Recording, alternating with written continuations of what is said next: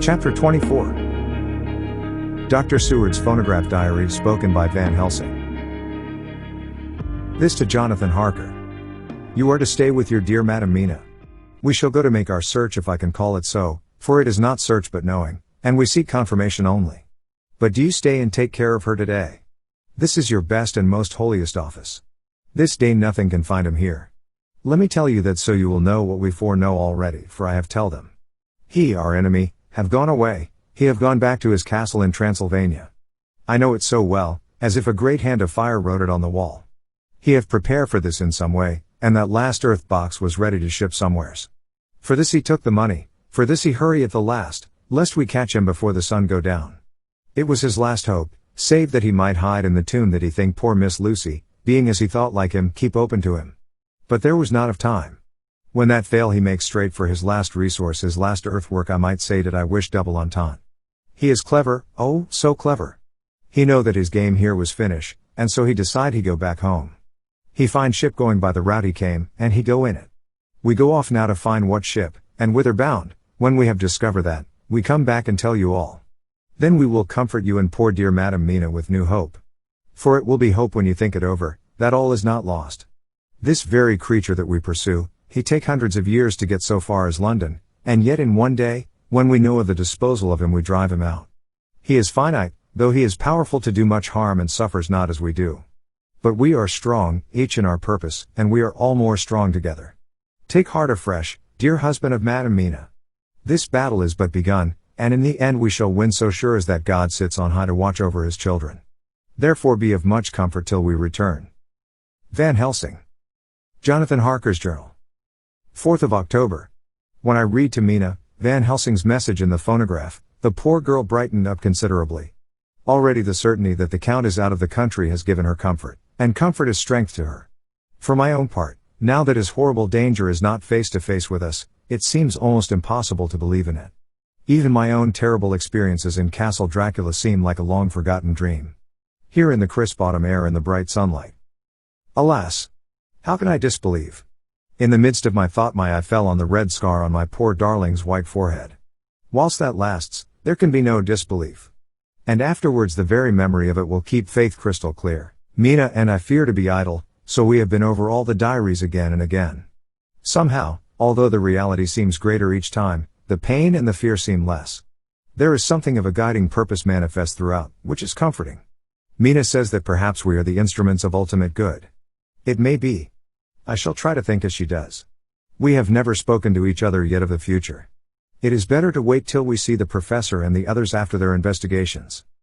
The day is running by more quickly than I ever thought a day could run for me again. It is now 3 o'clock. Mina Harker's Journal. 5th of October, 5 p.m. Our meeting for report. Present, Professor Van Helsing, Lord Godalming, Dr. Seward, Mr. Quincy Morris, Jonathan Harker, Mina Harker. Dr. Van Helsing described what steps were taken during the day to discover on what boat and whither bound Count Dracula made his escape. As I knew that he wanted to get back to Transylvania, I felt sure that he must go by the Danube mouth, or by somewhere in the Black Sea, since by that way he come. It was a dreary blank that was before us. A me ignotum pro magnifico, and so with heavy hearts we start to find what ships leave for the Black Sea last night.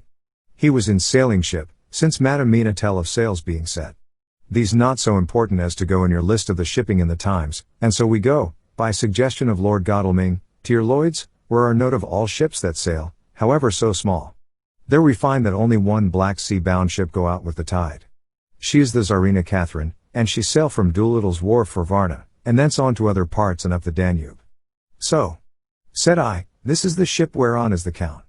So off we go to Doolittle's wharf, and there we find a man in an office of wood so small that the man looked bigger than the office. From him we inquire of the goings of the Tsarina Catherine. He swear much, and he red face and loud of voice, but he good fellow all the same, and when Quincy give him something from his pocket which crackle as he roll it up, and put it in a so small bag which he have it deep in his clothing, he still better fellow and humble servant to us.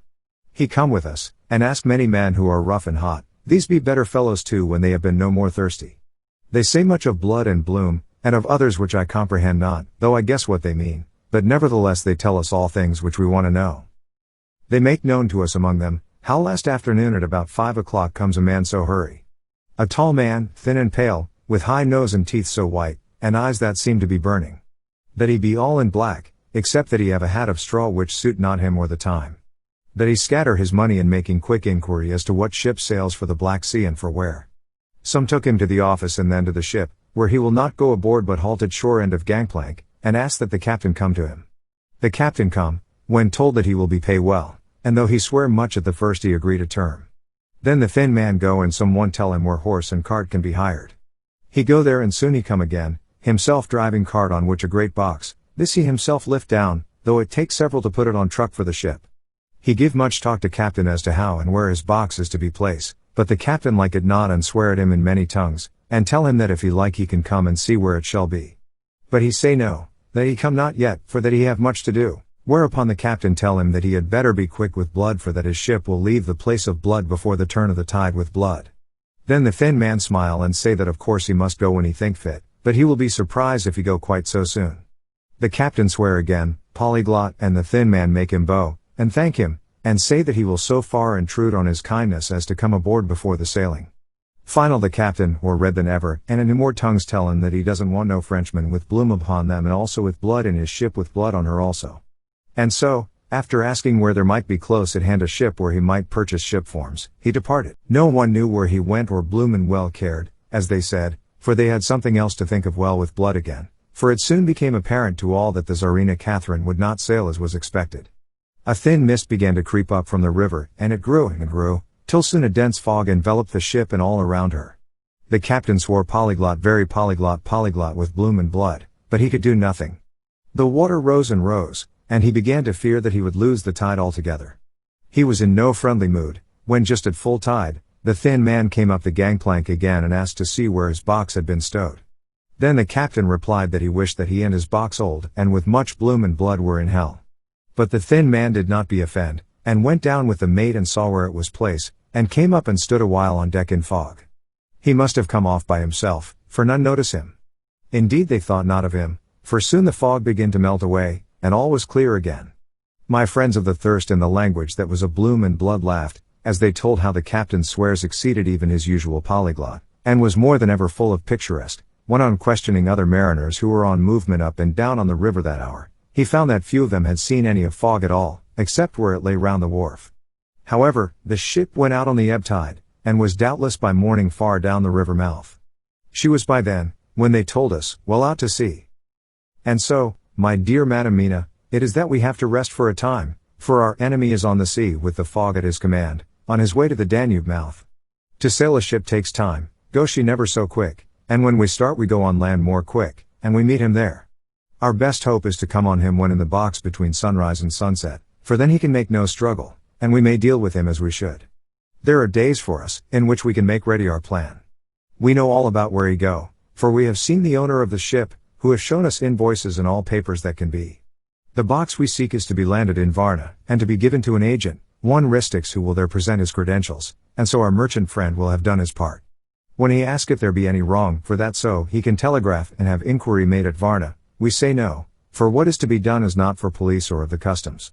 It must be done by us alone and in our own way. When Dr. Van Helsing had done speaking, I asked him if he were certain that the Count had remained on board the ship.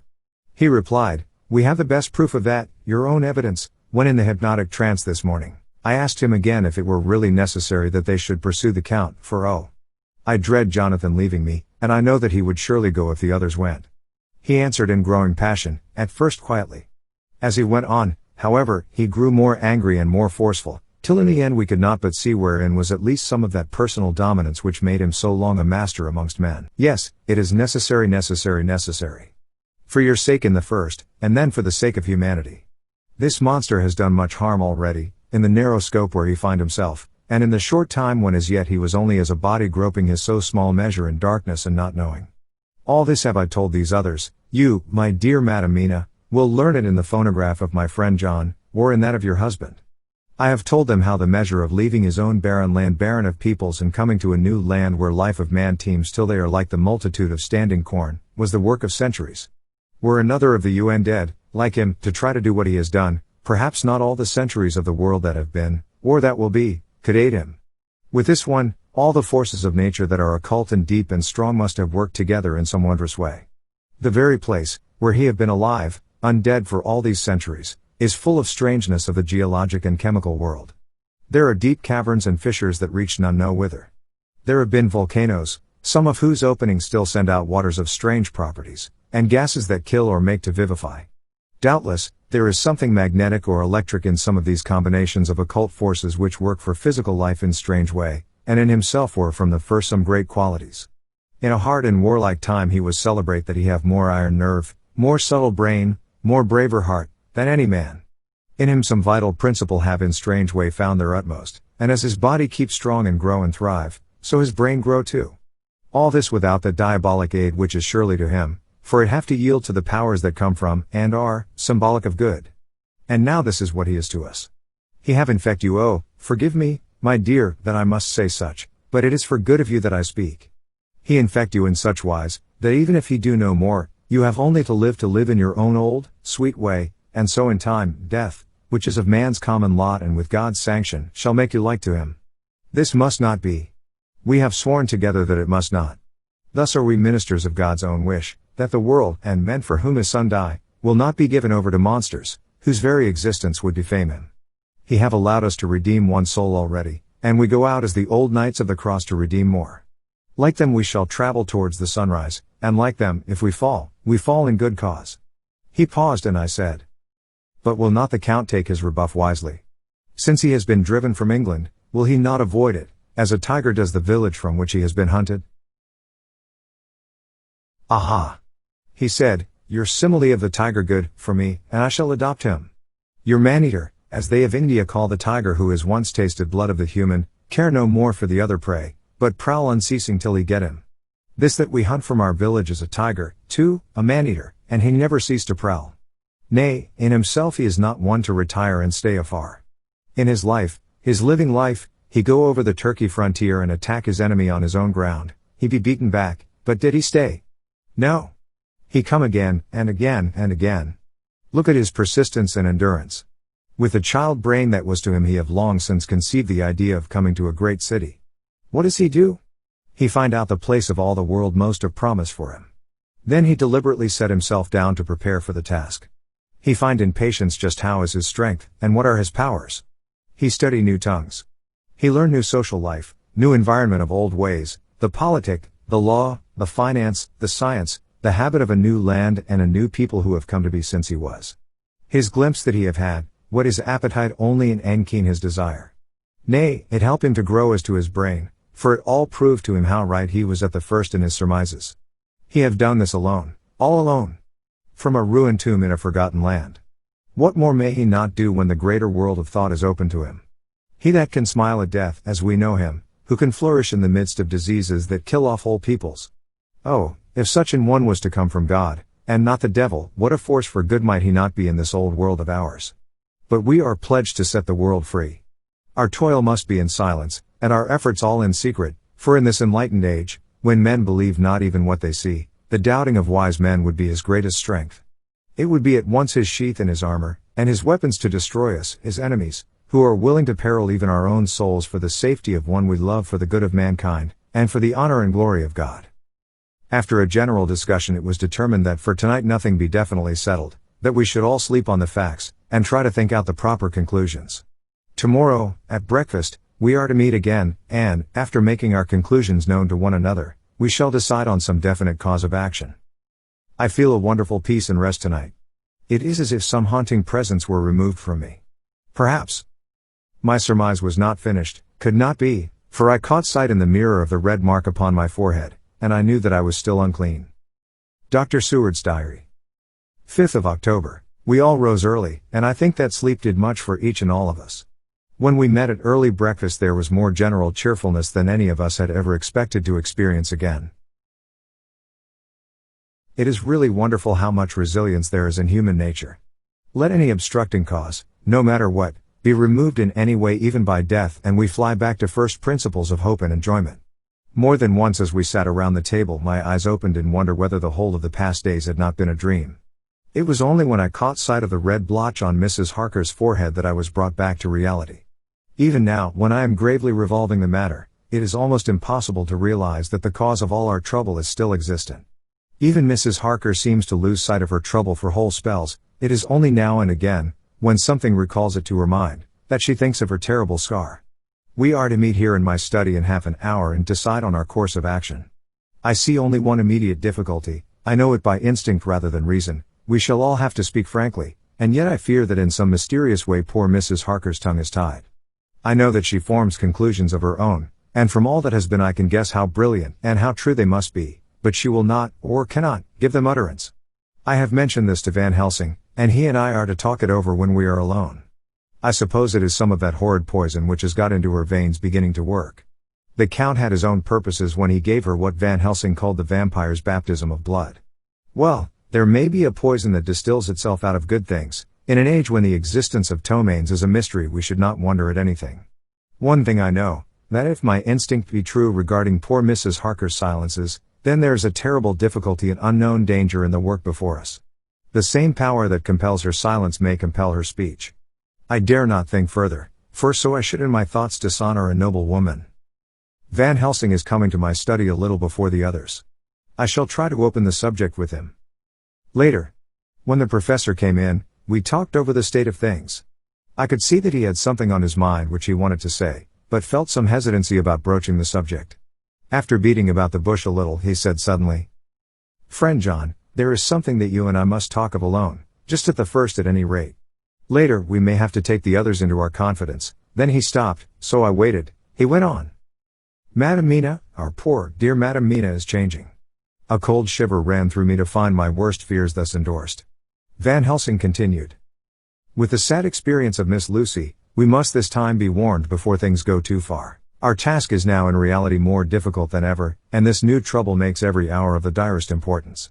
I can see the characteristics of the vampire coming in her face. It is now but very, very slight, but it is to be seen if we have eyes to notice without to prejudge. Her teeth are some sharper, and at times her eyes are more hard.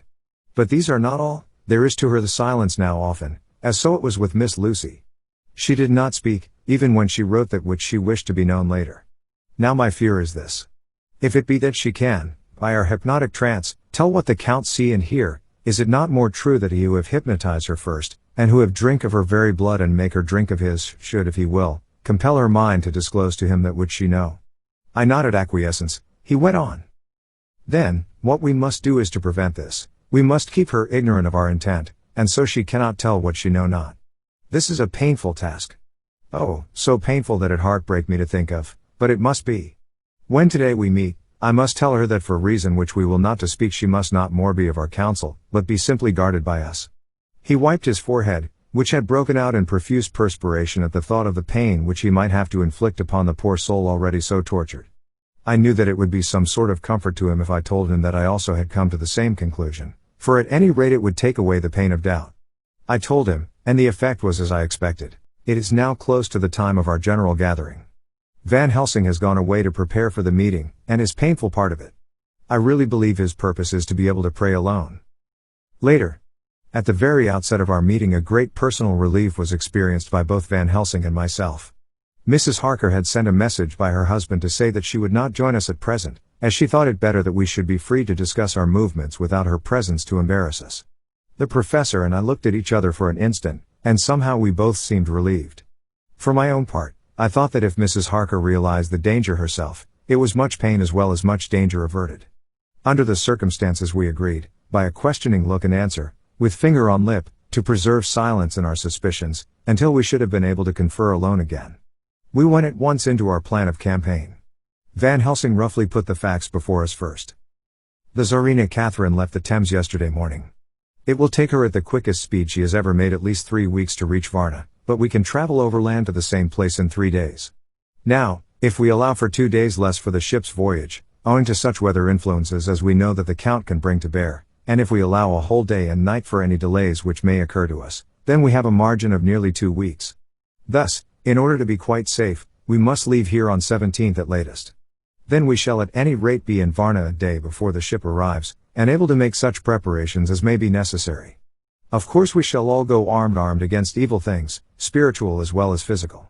Here Quincy Morris added, "I understand that the Count comes from a wolf country, and it may be that he shall get there before us. I propose that we add Winchesters to our armament. I have a kind of belief in a Winchester when there is any trouble of that sort around. Do you remember, Art, when we had the pack after us at Tobolsk? What wouldn't we have given then for a repeater apiece? Good, said Van Helsing, Winchesters it shall be. Quincy's head is level at all times, most so when there is to hunt. Metaphor be more dishonor to science than wolves be of danger to man. In the meantime we can do nothing here, and as I think that Varna is not familiar to any of us, why not go there more soon? It is as long to wait here as there. Tonight and tomorrow we can get ready, and then, if all be well, we four can set out on our journey. We four? Said Harker interrogatively, looking from one to another of us. Of course, answered the professor quickly, you must remain to take care of your so sweet wife. Harker was silent for a while and then said in a hollow voice. Let us talk of that part of it in the morning. I want to consult with Mina. I thought that now was the time for Van Helsing to warn him not to disclose our plans to her, but he took no notice. I looked at him significantly and coughed. For answer he put his finger on his lips and turned away. Jonathan Harker's Journal. 5th of October, afternoon. For some time after our meeting this morning I could not think. The new phases of things leave my mind in a state of wonder which allows no room for active thought. Mina's determination not to take any part in the discussion set me thinking, and as I could not argue the matter with her, I could only guess. I am as far as ever from a solution now. The way the others received it, too, puzzled me. The last time we talked of the subject we agreed that there was to be no more concealment of anything amongst us. Mina is sleeping now, calmly and sweetly like a little child. Her lips are curved and her face beams with happiness. Thank God, there are such moments still for her. Later. How strange it all is. I sat watching Mina's happy sleep, and came as near to being happy myself as I suppose I shall ever be. As the evening drew on, and the earth took its shadows from the sun sinking lower, the silence of the room grew more and more solemn to me. All at once Mina opened her eyes, and looking at me tenderly said, Jonathan, I want you to promise me something on your word of honor. A promise made to me, but made wholly in God's hearing, and not to be broken though I should go down on my knees and implore you with bitter tears. Quick, you must make it to me at once. Mina, I said, a promise like that, I cannot make at once. I may have no right to make it. But, dear one, she said, with such spiritual intensity that her eyes were like pole stars, it is I who wish it, and it is not for myself. You can ask Dr. Van Helsing if I am not right. If he disagrees you may do as you will. Nay, more, if you all agree, later, you are absolved from the promise. I promise, I said, and for a moment she looked supremely happy, though to me all happiness for her was denied by the red scar on her forehead. She said, promise me that you will not tell me anything of the plans formed for the campaign against the Count. Not by word, or inference, or implication, not at any time whilst this remains to me. And she solemnly pointed to the scar. I saw that she was in earnest, and said solemnly, I promise. And as I said it I felt that from that instant a door had been shut between us. Later, midnight. Mina has been bright and cheerful all the evening. So much so that all the rest seemed to take courage, as if infected somewhat with her gaiety. As a result even I myself felt as if the pall of gloom which weighs us down were somewhat lifted. We all retired early. Mina is now sleeping like a little child. It is a wonderful thing that her faculty of sleep remains to her in the midst of her terrible trouble. Thank God for it, for then at least she can forget her care.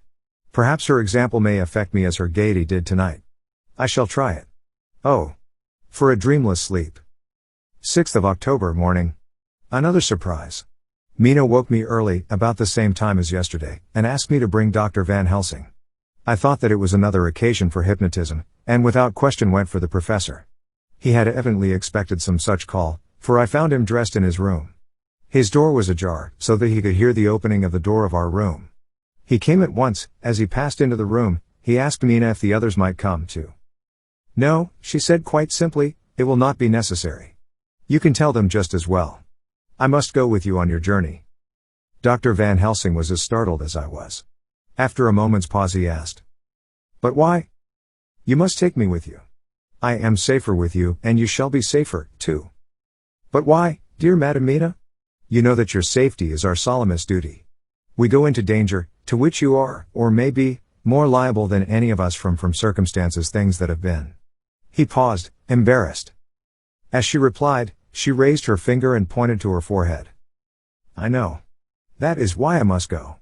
I can tell you now, whilst the sun is coming up, I may not be able again. I know that when the Count wills me I must go. I know that if he tells me to come in secret, I must come by any device to hoodwink even Jonathan. God saw the look that she turned on me as she spoke, and if there be indeed a recording angel, that look is noted to her everlasting honor. I could only clasp her hand. I could not speak, my emotion was too great for even the relief of tears. She went on. You men are brave and strong. You are strong in your numbers, for you can defy that which would break down the human endurance of one who had to guard alone. Besides, I may be of service, since you can hypnotize me and so learn that which even I myself do not know. Dr. Van Helsing said very gravely. Madam Mina, you are, as always, most wise. You shall with us come, and together we shall do that which we go forth to achieve. When he had spoken, Mina's long spell of silence made me look at her. She had fallen back on her pillow asleep. She did not even wake when I had pulled up the blind and let in the sunlight which flooded the room. Van Helsing motioned to me to come with him quietly. We went to his room, and within a minute Lord Godalming, Dr. Seward, and Mr. Morris were with us also. He told them what Mina had said, and went on. In the morning we shall leave for Varna. We have now to deal with a new factor, Madam Mina. Oh, but her soul is true. It is to her an agony to tell us so much as she has done, but it is most right, and we are warned in time. There must be no chance lost, and in Varna we must be ready to act the instant when that ship arrives. What shall we do exactly? Asked Mr. Morris laconically. The professor paused before replying. We shall at the first board that ship, then, when we have identified the box, we shall place a branch of the wild rose on it. This we shall fasten, for when it is there none can emerge, so at least says the superstition. And to superstition must we trust at the first, it was man's faith in the early, and it have its root in faith still. Then, when we get the opportunity that we seek, when none are near to see, we shall open the box, and in all will be well. I shall not wait for any opportunity, said Morris. When I see the box I shall open it and destroy the monster, though there were 1,000 men looking on, and if I am to be wiped out for it the next moment. I grasped his hand instinctively and found it as firm as a piece of steel. I think he understood my look, I hope he did. Good boy, said Dr. Van Helsing. Brave boy? Quincy is all man. God bless him for it. My child, believe me, none of us shall lag behind or pause from any fear. I do but say what we may do, what we must do. But, indeed we cannot say what we shall do. There are so many things which may happen, and their ways and their ends are so various that until the moment we may not say. We shall all be armed, in all ways, and when the time for the end has come, our effort shall not be lack. Now let us today put all our affairs in order. Let all things which touch on others dear to us, and who on us depend, be complete, for none of us can tell what, or when, or how, the end may be. As for me, my own affairs are regulate, and as I have nothing else to do, I shall go make arrangements for the travel. I shall have all tickets and so forth for our journey. There was nothing further to be said, and we parted. I shall now settle up all my affairs of earth, and be ready for whatever may come. Later. It is all done, my will is made, and all complete. Mina, if she survive, is my sole heir. If it should not be so, then the others who have been so good to us shall have remainder. It is now drawing towards the sunset. Mina's uneasiness calls my attention to it. I am sure that there is something on her mind which the time of exact sunset will reveal. These occasions are becoming harrowing times for us all, for each sunrise and sunset opens up some new danger, some new pain, which, however, may in God's will be means to a good end. I write all these things in the diary since my darling must not hear them now, but if it may be that she can see them again, they shall be ready. She is calling to me.